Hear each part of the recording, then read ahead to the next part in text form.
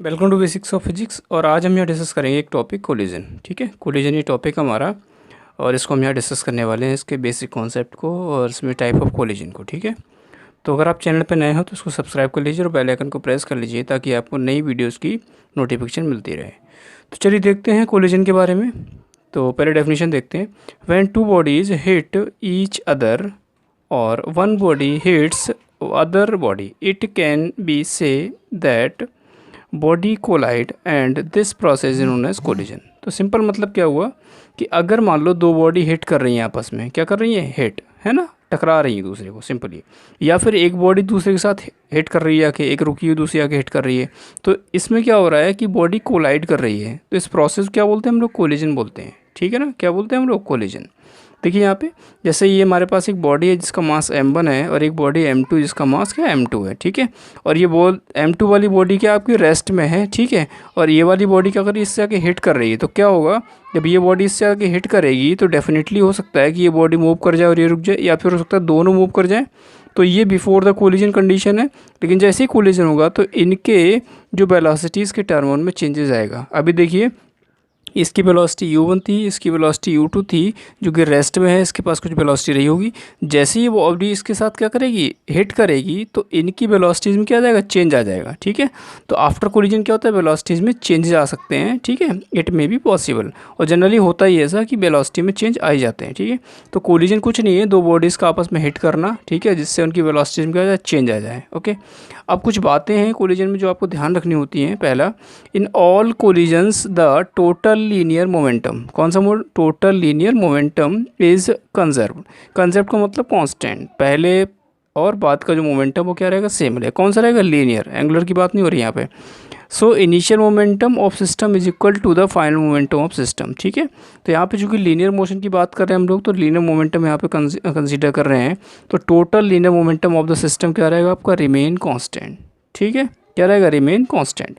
चलिए अब बात करते हैं हम लोग इलास्टिक कोलिजन के बारे में। देखिए इलास्टिक कोलिजन क्या होता है, इसके बाद इलास्टिक पे चलेंगे। ठीक है, तो इलास्टिक कोलिजन क्या होता है कि in elastic collision the total momentum is conserve, तो रहना ही रहना है, हर केस में रहना है, कोई सा भी कोलिजन हो। ठीक है, अच्छा, दूसरी बात क्या है कि no loss of kinetic energy, point हमको ध्यान रखना है कि लॉस ऑफ काइनेटिक एनर्जी यहाँ पे नहीं होता है, किसमें, इलास्टिक कोलिजन में। ठीक है, नेक्स्ट पॉइंट है कोलिजन बिटवीन गैसियस मॉलिक्यूल, जो गैसियस मॉलिक्यूल है, इंटर मॉलिक्यूलर जो उनमें कोलिजन होता है, वो क्या होता है, कौन सा कोलिजन है, इलास्टिक कोलिजन है। ठीक है, उसमें काइनेटिक एनर्जी का लॉस नहीं होता है। ओके, नेक्स्ट एग्जांपल देखते हैं। A ball throw on the floor, अगर एक बॉल आपने फ्लोर पे फेंकी है और वो वापस आपके हाथ में आ रही है, इसका मतलब क्या हुआ कि उसके पास कोई लॉस ऑफ काइनेटिक एनर्जी नहीं है, मतलब वो कौन सा कोलिजन होगा, इलास्टिक कोलिजन होगा। ठीक है, it bounces back in this total momentum and kinetic energy constant. तो मोमेंटम तो रहना ही रहना है कांस्टेंट, काइनेटिक एनर्जी भी क्या रहनी है, कांस्टेंट। तो ध्यान ये रखना है कि जो इलास्टिक कोलिजन्स होते हैं उनमें लॉस ऑफ काइनेटिक एनर्जी नहीं होता है। ठीक है, जैसे बॉल को आपने बाउंस किया और वापस आ गई, वो जिस स्पीड से गई उसी स्पीड से वापस आ गई, तो जनरली क्या होता है, ठीक है, कि उसमें loss of kinetic energy zero होता है। ओके, चलिए आगे देखते हैं हम लोग इनइलास्टिक कोलिजन के बारे में। तो इनइलास्टिक कोलिजन क्या कहता है कि collision in which the two particles move together after collision is known as complete inelastic. अब यहाँ पे इनइलास्टिक में एक कैटेगरी आ गई कि अगर दो बॉडी क्या हो रही हैं, आपस में टकरा रही हैं और टकराने के बाद वो साथ साथ चल रही हैं, तो वो होता है कंप्लीटली इनइलास्टिक या परफेक्टली इनइलास्टिक। लेकिन हम कॉमनली ये कह सकते हैं कि अगर एक दो बॉडी आपस में टकरा रही हैं, ठीक है, दो बॉडी आपस में टकरा रही हैं, जैसे नेचुरली कहीं भी टक्कर होती है, एक ट्रक की एक कार से टक्कर होती है, या फिर एक बाइक की दूसरी बाइक से टक्कर होती है, तो वो जो कोलिजन होता है वहाँ पे क्या होता है, इनइलास्टिक कोलिजन होता है, जो प्रैक्टिकली कोलिजन हम देखते हैं। ठीक है, ओके, अच्छा, इसमें होता क्या है कि मोमेंटम तो कांस्टेंट रहेगा ही रहेगा, जैसे हम पता है कि मोमेंटम क्या रहना है, कांस्टेंट रहना है, लेकिन मोमेंटम के साथ इसमें एनर्जी वाली जो बात है ना, वो देखिए आप ध्यान से समझने वाली बात है कि मोमेंटम तो कांस्टेंट रहना है, कंजर्व रहना है, लेकिन जो एनर्जी है वो क्या होती है, लॉस होती है। कौन सी एनर्जी, काइनेटिक एनर्जी, मतलब इसका मतलब स्पीड क्या होगी, चेंज होगी। ओके, अच्छा, maximum loss of kinetic energy भी होता है, कब होता है, जब परफेक्टली यानी कि कम्प्लीटली इलास्टिक कोलिजन होता है। कब, जब एक बॉडी दूसरे से स्टक कर जाती है और वो साथ साथ मूव करती हैं, तो उस समय जो लॉस ऑफ काइनेटिक एनर्जी होगा वो क्या होगा, मैक्सिमम होगा। ठीक है, तो इस चीज़ को भी हमें ध्यान रखना है। तो लॉस ऑफ काइनेटिक एनर्जी कहाँ पे हो रहा है, इनइलास्टिक कोलिजन में, और maximum loss of kinetic energy कहाँ पे हो रहा है, इनइलास्टिक कोलिजन, लेकिन परफेक्टली या फिर कम्प्लीटली। ठीक है, एक कोलिजन ऐसा भी होता है जहाँ पे एनर्जी गेन होती है। ठीक है, वो एक्सप्लोजन जो होता है ना, एक्सप्लोजिव कोलिजन कह सकते हैं उसको, उसमें क्या होता है काइनेटिक एनर्जी आपकी गेन होती है। जैसे एक बॉम्ब है, बॉम्ब रखा हुआ और वो क्या एक्सप्लोड हो जाए तो उसमें क्या काइनेटिक एनर्जी आपकी गेन होती है। ठीक है, इस चीज़ को भी ध्यान रखना है। चलिए आगे देखते हैं इसके बारे में। देखते हैं कि कोलिजन जो है वो वन डायमेंशनल हो, मतलब क्या हो कि बॉडी आती है, हिट करती है और उसी डायरेक्शन में या फिर अपोजिट डायरेक्शन में, ठीक है, मूव करती है।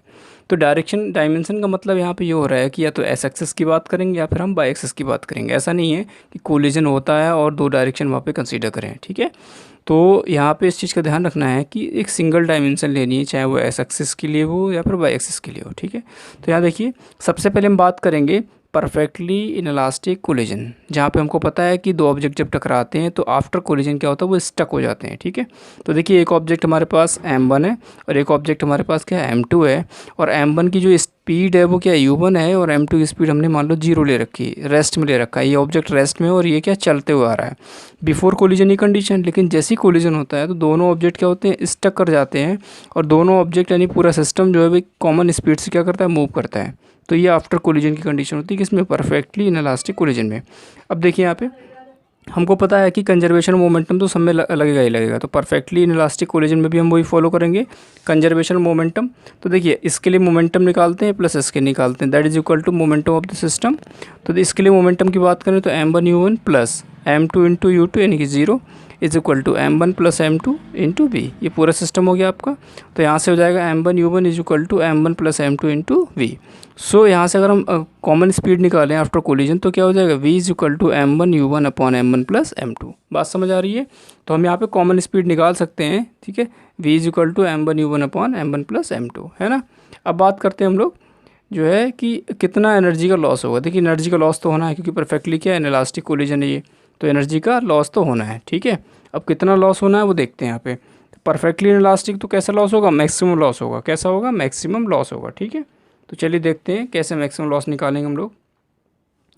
तो बात करते हैं लॉस ऑफ एनर्जी। तो पहले एनर्जी क्या आ रही है और बाद में एनर्जी क्या है, दोनों की बात कर लेते हैं यहाँ पे, कि जो पहले की एनर्जी और बाद की एनर्जी जो है उसकी वजह से जो डिफरेंस आ रहा है वही क्या होगा, लॉस होगा। जैसे मान लो पहले काइनेटिक एनर्जी ज़्यादा थी और बाद में क्या होगी, कम हो गई, तो लॉस आ रहा है। ठीक है, तो काइनेटिक एनर्जी इनिशियल क्या है और काइनेटिक एनर्जी फाइनल क्या है। तो देखिए इनिशियल की बात करेंगे हम तो half m1 into u1 square plus half m2 into u2 zero, तो ये जीरो हो जाएगी, minus half m1 plus m2 into v square जो कॉमन स्पीड है आफ्टर कोलिजन। ठीक है, सॉल्व करते हैं तो half m1 u1 square minus half ये हो जाएगा m1 plus m2 into v की वैल्यू हमने यहाँ प्लेस की m1 u1 upon m1 plus m2 और इसका होल स्क्वायर। इसको सॉल्व करते हैं, half m1 u1 square minus half m1 plus m2 और ये हमने होल स्क्वायर ओपन कर दिया तो m1 square into u1 square divide by m1 plus m2 का होल स्क्वायर। एक पावर जो है इस पूरे से कैंसिल आउट हो जाएगी, तो यहाँ बचेगा हमारे पास half m1 u1 square minus half m1 square u1 square upon m1 plus m2। ठीक है, तो ये आपके पास क्या आ गया, ये आ गया डिफरेंस इस तरह से। और आगे देखिए इसको सॉल्व करते हैं हम लोग, तो आगे जो है क्या आपका एक्सप्रेशन आएगा उसको देखते हैं। तो ये हो जाएगा आपका हाफ m1 u1 स्क्वायर हमने कॉमन ले लिया तो ये हो जाएगा यहाँ से बना आ गया माइनस, यहाँ बचा आपका m1 upon m1 plus m2। ठीक है, एलसीएम ले लेते हैं तो half m1 into u1 square ये हो जाएगा m1 plus m2 minus m1 divide by m1 plus m2। LCM ले लिया हमने यहाँ पे, तो कैंसिल आउट हुआ m1 से m1, तो क्या बचा आपके पास, ये बच गया half m1 into u1 square into m2 divide by m1 plus m2। इसको ऐसे लिख सकते हैं, half m1 into m2 divide by m1 plus m2 into u1 square. ठीक है, that is equal to delta K, यानी कि जो चेंज इन एनर्जी है हमारा वो कितना है, half product of the mass divide by sum of the mass into starting speed of the first का स्क्वायर। ठीक है, तो इस चीज़ का भी कई बार पूछ लेते हैं कि जो हमारी लॉस ऑफ काइनेटिक एनर्जी है वो किस बात पर डिपेंड कर रही है। वो डिपेंड करती है दोनों के मास पे और जो स्टार्टिंग स्पीड है पहले वाले ऑब्जेक्ट की, ठीक है, उसके स्क्वायर पे। अगर स्टार्टिंग स्पीड ज़्यादा रही होगी तो इसका मतलब लॉस ऑफ काइनेटिक एनर्जी ज़्यादा रहेगा। ठीक है, और स्टार्टिंग स्पीड अगर कम रहेगी पहले ऑब्जेक्ट की तो लॉस ऑफ काइनेटिक एनर्जी भी क्या रहेगा, कम रहेगा। ठीक है, तो इस तरह से हम लोग क्या करते हैं, इसको लॉस ऑफ काइनेटिक एनर्जी को यहाँ पे हमने डिस्कस किया और हमने स्पीड निकाली कॉमन। तो क्वेश्चन कैसे आता है, क्वेश्चन आता है कि कोलिजन जो है वो परफेक्टली इनलास्टिक या फिर इलास्टिक के लिए कोलिजन आप जो है फाइंड आउट करो, उसमें एक्सप्रेशन फाइंड आउट करो। तो आपको ध्यान ये रखना है कि जो मोमेंटम होता है वो क्या होता है, कंजर्व रहता है। इलास्टिक कोलिजन है तो काइनेटिक एनर्जी क्या रहेगी, कांस्टेंट रहेगी, कंजर्व रहेगी। लेकिन अगर इनलास्टिक कोलिजन है तो वहाँ पे लॉस होगा परफेक्टली इलास्टिक है तो वहाँ पे क्या होगा, मैक्सिमम लॉस होगा। ठीक है, तो इन एक्सप्रेशंस को हम उस तरह से फाइंड आउट करते हैं। सो आई होप आपको समझ आ गया होगा ये लॉस ऑफ एनर्जी कैसे निकाला हमने, और ये कॉमन स्पीड कैसे निकाली, और कोलिजन के बारे में हल्का फुल्का डिस्कस किया। फिर भी अगर कहीं पे कोई डाउट है किसी भी चीज़ को लेके तो आप मुझे बताइए कमेंट सेक्शन में, मैं उसको सॉल्व करने की कोशिश करूँगा। ठीक है, एंड इन्फॉर्मेशन अच्छी लगी तो बाकी बच्चों को भी शेयर करो। Thanks for watching.